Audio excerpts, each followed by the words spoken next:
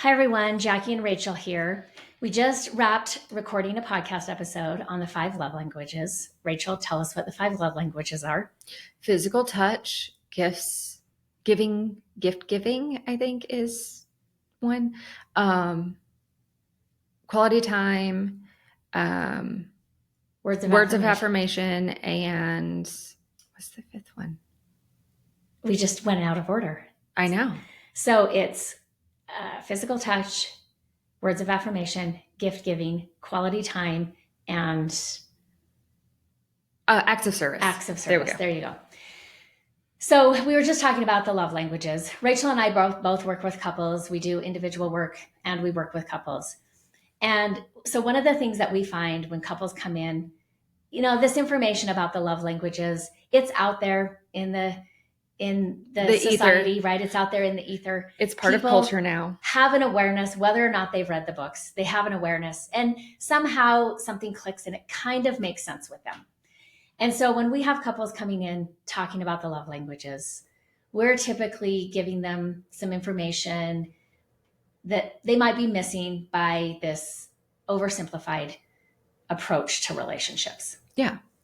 Yeah. And, we want to talk about in couples therapy, or like when we're talking to people that come into our office, we want to talk about these like wounds that show up and why the love language that we think is our language, because often that is a sign that there's a wound there.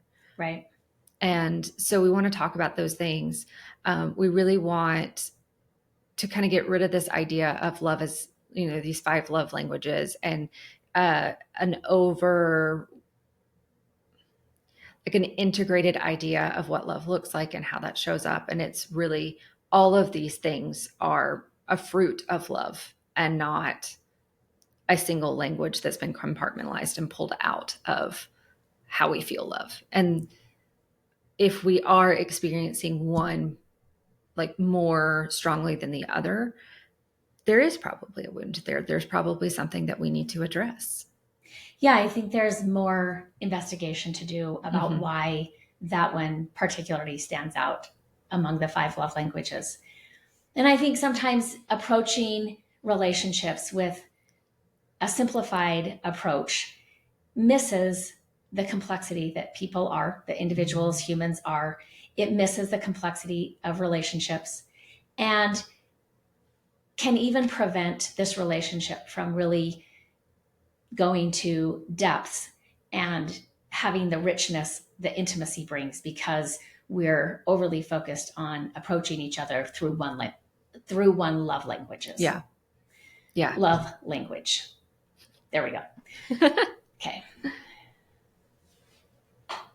Okay. Awesome. Blanked on the love languages. We just talked about it for an hour. I know, right? I don't know. We actually talked about it twice. Right.